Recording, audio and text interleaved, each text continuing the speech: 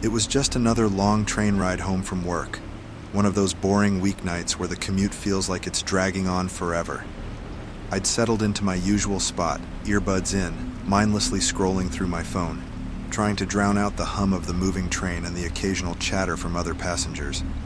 It was supposed to be a typical, uneventful evening, but it wasn't. I wasn't paying much attention when I first noticed the commotion. It started as low murmurs from the car behind me, something I barely registered at first.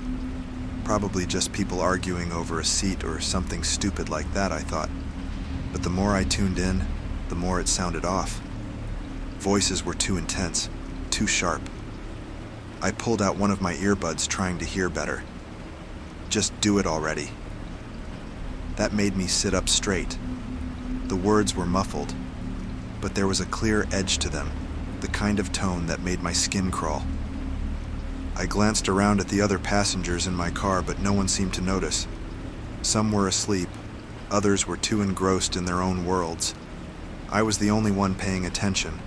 I debated whether to mind my own business or investigate. Curiosity got the better of me, so I quietly slid out of my seat and walked towards the connecting door, trying to act casual, as if I was just stretching my legs. As I approached the door, I could hear the voices more clearly. "You didn't see his face, right?" "No, man, relax, he ain't gonna talk." I felt a pit form in my stomach. This wasn't some random argument. Something bad was happening. I peered through the small window in the door, trying to get a glimpse of the next car. There were 3 men huddled together in one of the booths, speaking in low, hurried voices. Their body language screamed tension.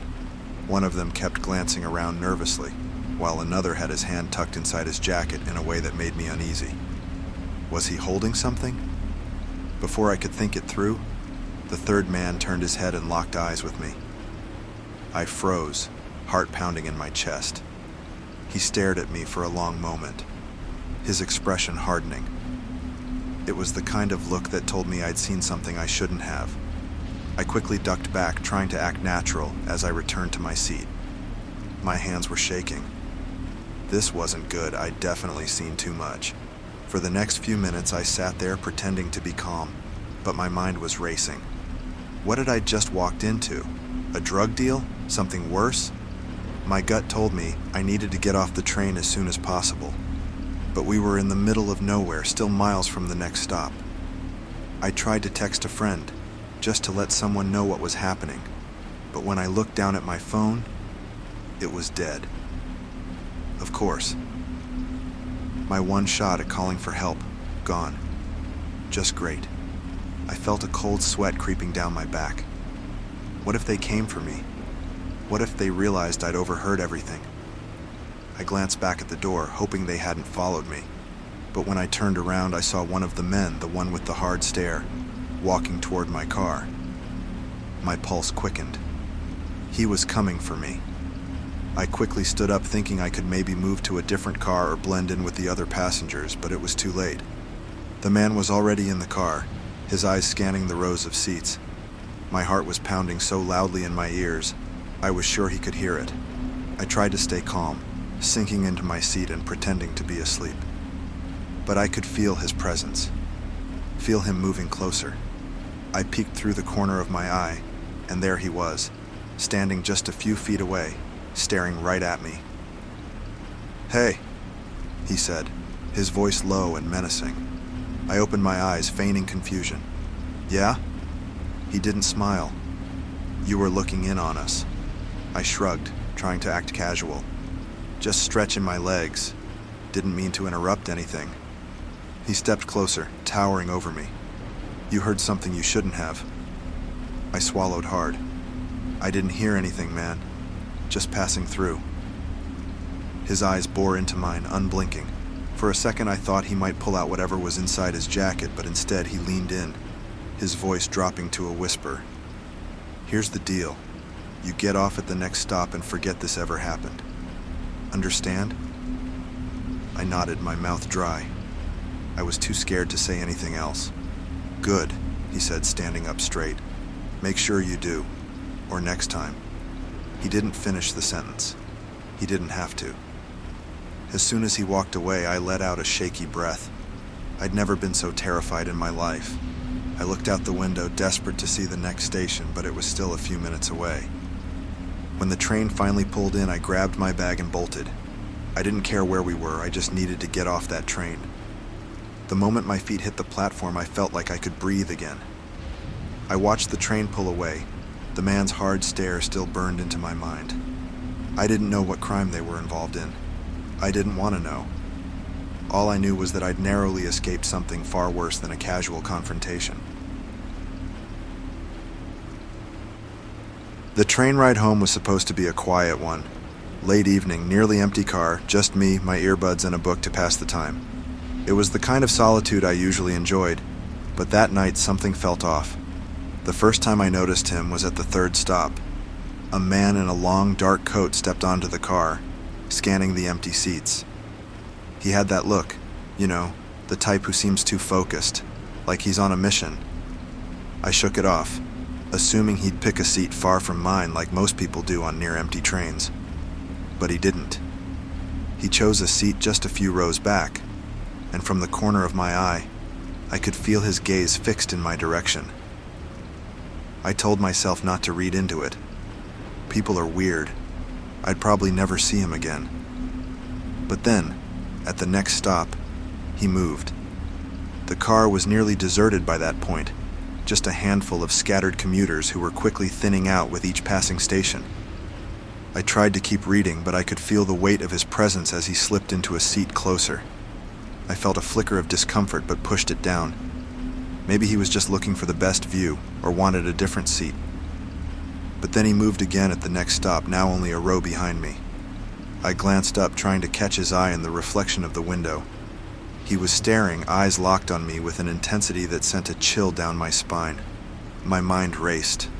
Should I move? Get off at the next station? I felt trapped, like a mouse under a cat's gaze. The train pulled into the next station, and I willed someone, anyone, to board. But no one did. The car was empty now. Just me and him. With a pounding heart, I stood up, clutching my bag, hoping to slip out and change cars before the doors closed. But as soon as I moved, he rose too, blocking the aisle. He didn't smile or say anything, just stood there, watching me. "Is there a problem?" I asked, my voice steady despite the fear twisting in my stomach. He tilted his head, considering me like a puzzle he was figuring out. "No problem, just thought you looked familiar," he said slowly, his eyes never leaving mine. Every instinct screamed for me to get out of there, but I couldn't move. "I don't think we've met," I replied, taking a small step back. The train doors slid shut and the train jolted forward, locking us in the same confined space. He took a step closer and I felt my pulse quicken. "Are you sure? You seem like someone I'd remember."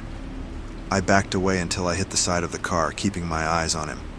He didn't break his gaze, his expression almost predatory. "Look, I'm just trying to get home," I said, trying to sound confident, though my hands were trembling. He laughed softly, a sound that sent a chill down my spine. "Don't worry, I'm not gonna hurt you," he said, though his tone hinted at something darker. He was close enough now that I could see a faint scar across his jaw, the glint of something unsettling in his eyes. My mind raced through my options. We were still a few stops from the end of the line. I could pull the emergency brake or try to dart past him, but he seemed ready for that, watching my every move. Finally, I took a breath, steadying myself. "Why don't you get off at the next stop?" I suggested, keeping my voice as calm as possible. "Maybe I like this train, or maybe I just like the company," he replied with a smirk. His gaze drifted up and down, and I felt my skin crawl. The train slowed down, pulling into the next station. The doors slid open and I made a snap decision. I darted forward, catching him off guard as I bolted past him toward the exit. I barely squeezed out before the doors closed behind me, and I stumbled onto the empty platform, my heart pounding. I turned around, expecting to see his face pressed against the glass, but the windows were empty. The train rolled away into the night, carrying him with it. I waited, breathless, watching until it disappeared into the distance. The station was silent, the air thick with an eerie calm. Alone on the platform, I finally let out a shaky breath, my mind racing with everything that had just happened. I'll never know who he was or what he wanted, but one thing was certain. I'd narrowly escaped something far worse than just a creepy encounter. And from that night on, I made sure I was never alone on the train that late again. I was halfway through a long overnight train ride, a bit drowsy and ready to settle in, when a woman across the aisle suddenly stumbled, gripping her head with both hands. She looked confused, muttering to herself. I watched for a moment, unsure if she was drunk or just exhausted, but then her eyes rolled back and she slumped into her seat. A man a few rows up noticed too, and he got up to help, asking if she was okay.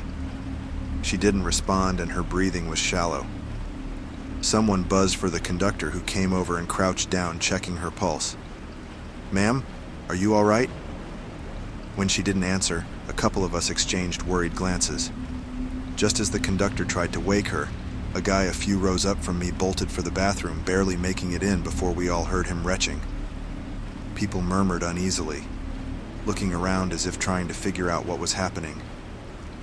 A few minutes later, I noticed another passenger with their head down, clutching their stomach. Then a kid started crying, saying she felt dizzy, and her mom was frantically trying to calm her. The atmosphere in the car shifted fast. People were glancing around, whispering to each other, while others started coughing and holding their heads like the woman across the aisle.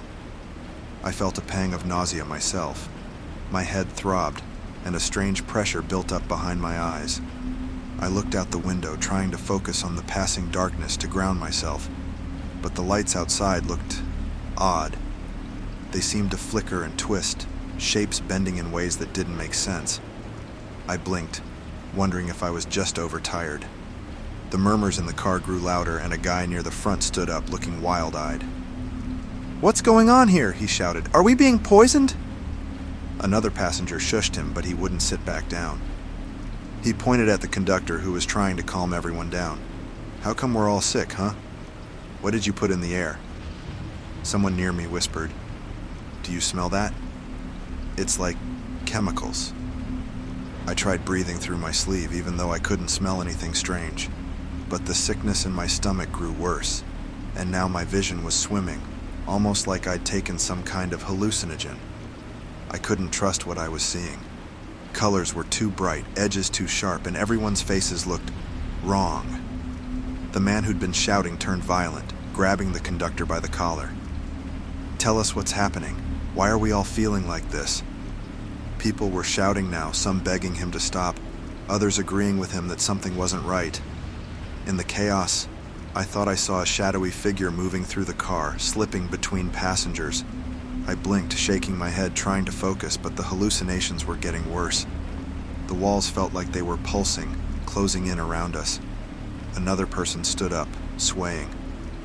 "Maybe it's some kind of gas leak," he slurred, his face pale. "We have to get off this train." The conductor, who looked just as panicked as the rest of us, insisted the train couldn't stop in the middle of nowhere and that they'd radio for help, but his words barely registered. I felt like I was floating, detached from reality, the voices around me blending together into a low hum. In the haze, I heard someone scream, high-pitched, terrified. I whipped my head around, trying to see who it was, but the faces around me seemed to morph, shifting into monstrous expressions. Suddenly, the train lurched to a stop. The lights flickered, and everyone froze. In the dim, eerie glow, I saw the man who'd been shouting earlier collapse to his knees, his body writhing. The conductor backed away, clutching his radio, muttering something about needing backup. As I watched, the hallucinations took over entirely. The faces of the passengers melted into grotesque, contorted shapes, their voices distorted. Some were laughing, others crying, but none of it sounded human. I stumbled back, clutching my head, squeezing my eyes shut in a desperate attempt to block out the nightmarish visions. Then, just as suddenly as it had started, the lights flickered back to full brightness. I opened my eyes cautiously. The hallucinations were gone, the faces around me back to normal, terrified, but human. The conductor announced that medical help was on its way, though his voice sounded shaky, uncertain. People sat in stunned silence, clutching each other, their faces pale and haunted. One by one, paramedics boarded, checking each of us for symptoms. When it was my turn, they shined a light in my eyes and asked if I could remember my name, where I was. As I stumbled off the train with the others, still reeling, I heard someone say the incident was likely due to environmental factors. That maybe something in the area had leaked, affecting the air quality in our car. But the official explanation never felt right to me. Because every now and then I still see those shadowy figures in my dreams, standing silently, waiting for me to board another train. Since that night, I've avoided late-night train rides entirely. I just can't shake the feeling that whatever was in that car wasn't just chemical fumes or a hallucination. It felt like something darker, something that wanted us to know it was there, watching, waiting for the next unlucky passengers to ride through its territory. The train ride had started out uneventfully. I was on my way home after a long work trip, looking forward to getting some rest.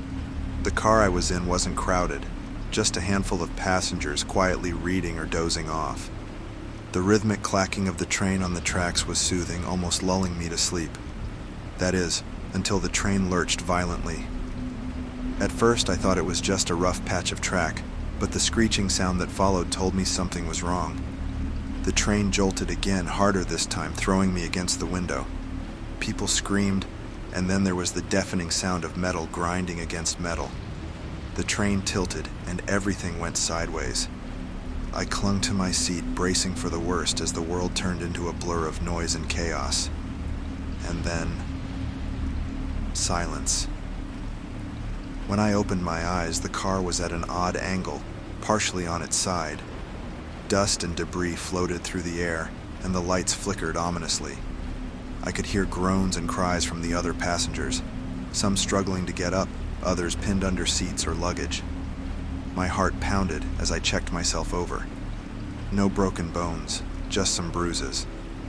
I pushed myself up, trying to make sense of the situation. The train had derailed, that much was clear, but we were still intact. I could see daylight through a crack in the side of the car, but there was no sign of rescue, just twisted tracks in the endless horizon of the countryside. "Is everyone all right?" I called out, my voice shaky. A few people nodded, still in shock. One man, a little older than me, was already trying to pry open a window. Others were gathering their things more out of instinct than any real plan.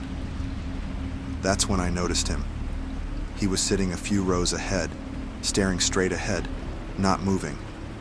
He hadn't made a sound during the crash, and now, in the aftermath, he seemed frozen.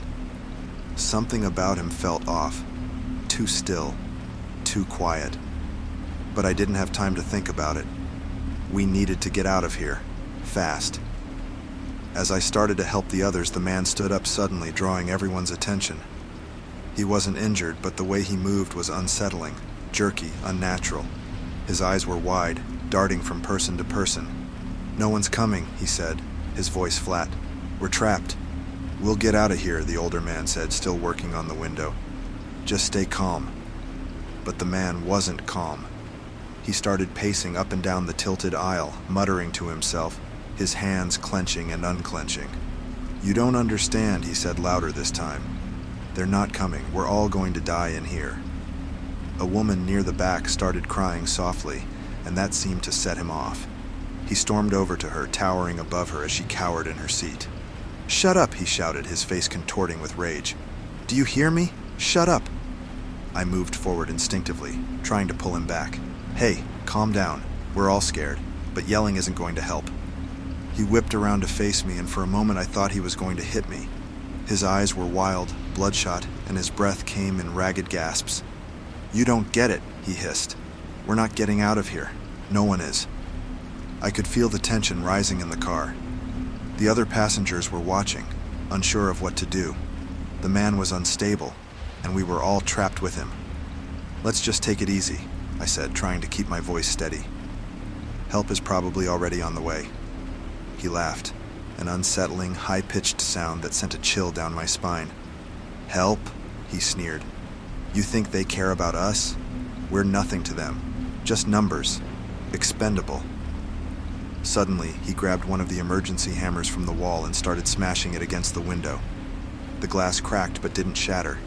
He kept swinging wildly, yelling incoherently. I backed away, my heart racing. This was bad. Really bad. "We have to do something," the older man whispered to me. "He's going to hurt someone." I nodded, my mind racing.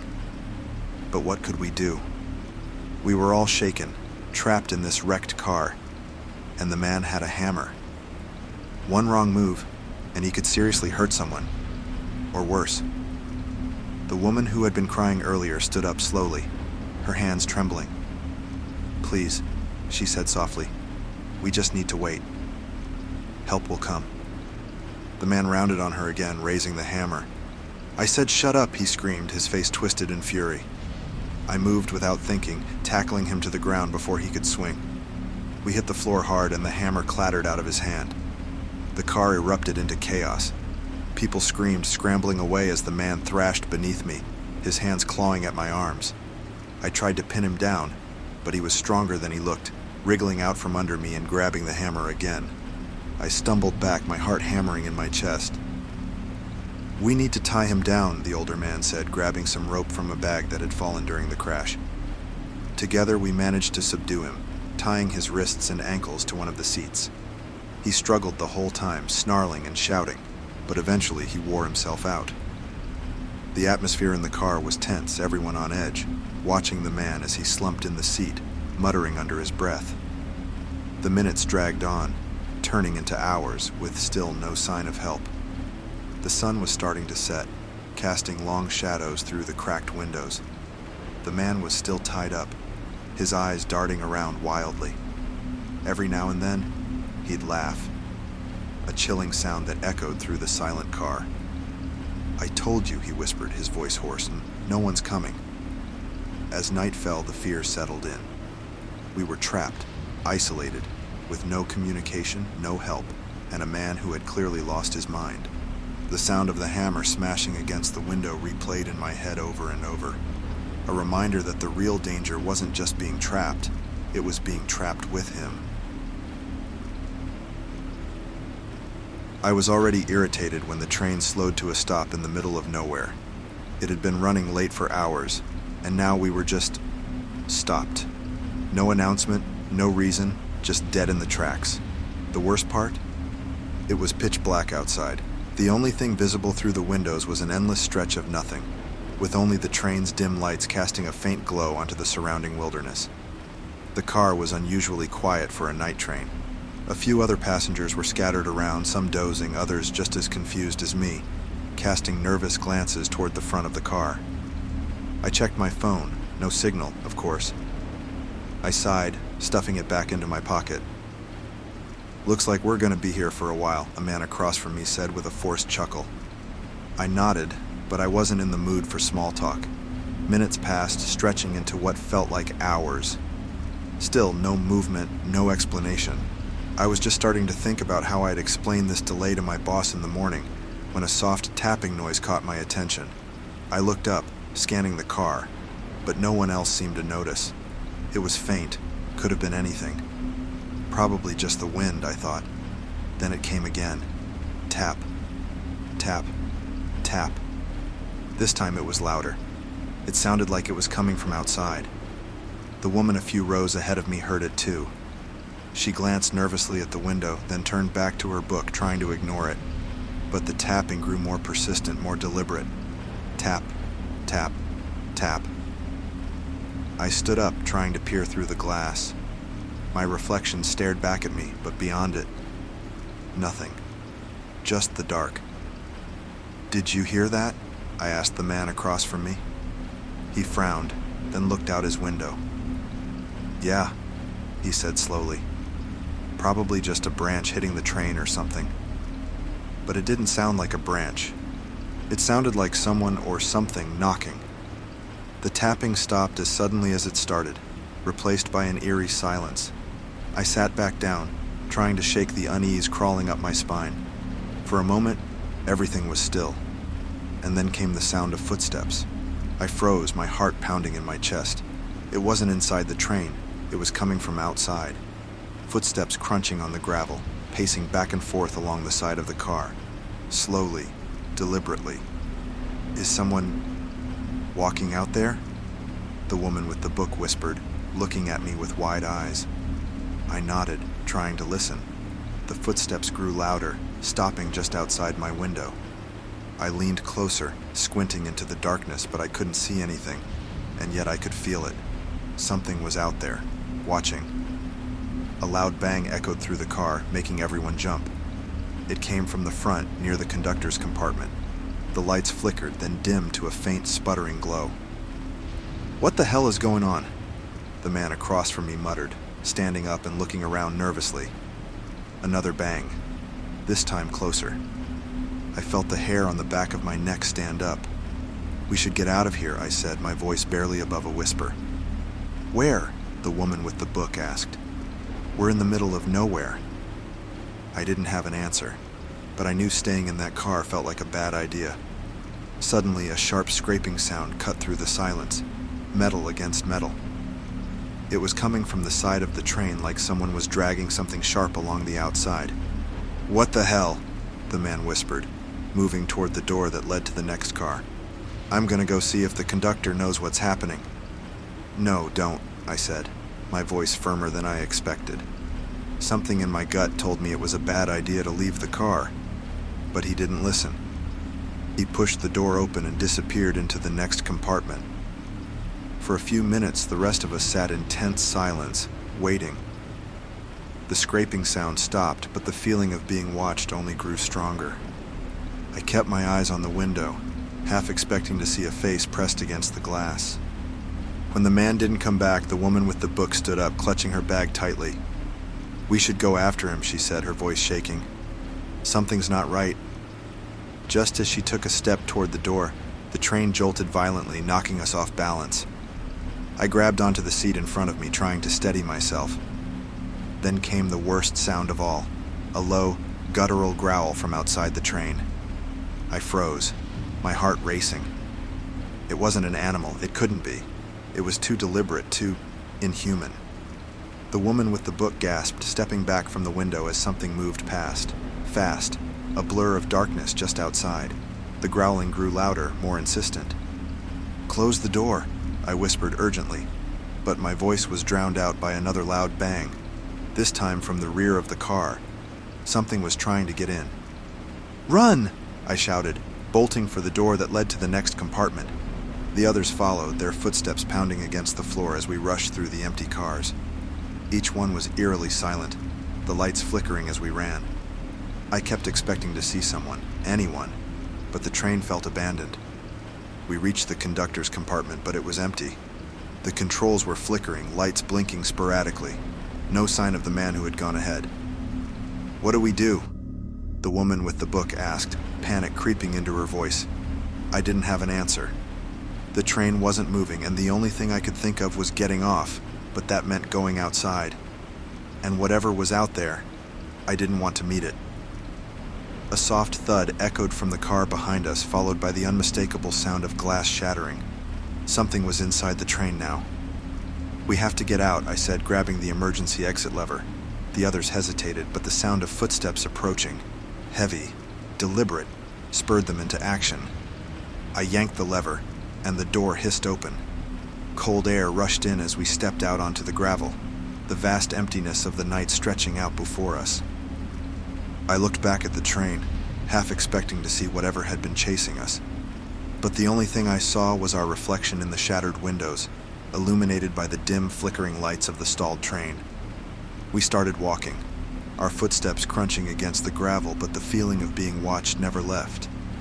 Every now and then I glanced over my shoulder, expecting to see something or someone following us. And that's when I heard it again, the growling. Only this time it was closer. Without looking back, I ran. We all did, the sound of our breathing loud in the silence of the night. But no matter how fast we ran, the growling followed, echoing through the darkness. Something was out there, and it wasn't going to stop until it found us. The train was quiet, too quiet. I glanced out the window, expecting to see the familiar cityscape, but instead all I saw was darkness. My phone was dead, and the train's overhead lights flickered ominously. I sat up, groggy and disoriented, and glanced at my watch. 1:37 a.m. I'd missed my stop. No, I'd missed every stop. How had I slept through it all? I hadn't even heard the announcement that the train was shutting down for the night. I stood up, my legs shaky from sleep, and walked toward the nearest door, but it was locked. Confusion set in as I moved through the train car, trying the other doors. All locked. Panic bubbled up in my chest as I realized what had happened. The train had been sent to the storage yard for the night, and I was stuck inside. Okay, don't panic, I muttered to myself, pressing my forehead against the glass. Outside, there was nothing but rows of empty train cars, illuminated by the occasional flicker of a distant floodlight.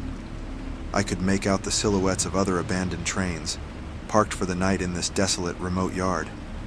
I banged on the door, hoping someone, anyone, was still nearby. But the only response was the echo of my own voice bouncing off the cold metal walls. Great, I sighed, sinking back into a seat.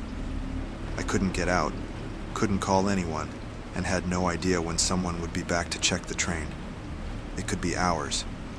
That's when I heard it, a faint noise coming from further down the car. At first I thought it was the wind, but no, this was something else. It was soft, almost like breathing. I turned my head slowly, staring down the length of the train car, but it was empty. Nothing moved except the subtle flickering of the overhead lights.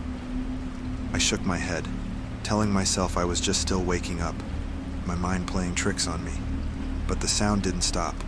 It grew louder, like something, or someone, was shifting, just beyond the next door. I stood up, my body on high alert now, and cautiously made my way to the back of the car. My footsteps were deafening in the silence, the soles of my shoes squeaking against the floor. When I reached the door that led to the next car, I pressed my ear against it. Nothing. Taking a deep breath, I tried the handle. It didn't budge. Locked, just like the others. Frustration gave way to fear as the strange noise returned, closer this time. It was like scratching, like something was clawing at the metal walls just out of sight. I pressed my back against the wall, trying to stay calm, but my hands were shaking. It was just an empty train, right? No one else was here. It had to be the wind, or maybe an animal that got inside the storage yard, right? A loud thud broke through the silence, making me jump. It sounded like it came from the car behind me. My breath hitched as I slowly turned my head, but the car was empty, just rows of seats bathed in flickering light. I started backing away, my eyes darting from one end of the car to the other. Something wasn't right, I could feel it. The lights flickered again, plunging the car into momentary darkness. When they came back on, I thought I saw movement, a shadow, slipping between the seats at the far end of the car. My heart raced as I tried to make sense of what I was seeing. Was someone else here? A security guard? Maybe another passenger who'd been locked in with me. But why wouldn't they have said something? Hello? I called out, my voice trembling. Is anyone there? No answer. Just silence. And then, footsteps. My stomach dropped. I wasn't imagining it. There were footsteps, soft but deliberate, moving down the aisle. I took a step back, my mind racing. The footsteps were getting closer, slow and measured, like whoever, or whatever, was in the train wasn't in any rush. I glanced at the windows. Could I break one and climb out? But we were parked in the middle of a remote yard. Even if I got out, where would I go? The footsteps stopped. I froze, straining to hear anything else. For a few seconds, there was nothing but the hum of the train's electrical systems and my own labored breathing. And then, from the shadows at the far end of the car, I heard a voice. "Why are you still here?" My blood ran cold. The voice was low, barely more than a whisper, but it was enough to send a wave of terror through me. I was locked in, I stammered, not sure who, or what, I was even talking to. The lights flickered again, plunging the car into brief darkness. When they came back on, I nearly screamed. The shadowy figure was standing in the aisle halfway down the car now. I couldn't make out any details, just a dark, indistinct shape. "You're not supposed to be here," the voice said, closer now. Too close. I backed up until I hit the door, my hand fumbling for the handle. I twisted it frantically, but it wouldn't budge. The figure started moving toward me again, slow and deliberate. "Please," I whispered, my voice shaking. "Please, just let me go." The figure didn't respond. It just kept coming, step by step, its presence filling the car with a suffocating sense of dread. I could hear the soft scrape of its feet against the floor, the low hum of its breath. I yanked on the door handle one last time, and to my shock it opened. I stumbled backward into the next car, slamming the door behind me. My heart pounded in my chest as I ran through the empty train, desperately searching for another exit. The strange noises followed me. Footsteps, breathing, whispers. No matter how fast I ran, it was always just behind me, just out of sight. Finally, I reached the end of the train. The door to the outside was locked, but I didn't care. I pounded on it, screaming for help, hoping someone, anyone, would hear me. The lights flickered one last time, and when they came back on, the figure was standing right behind me.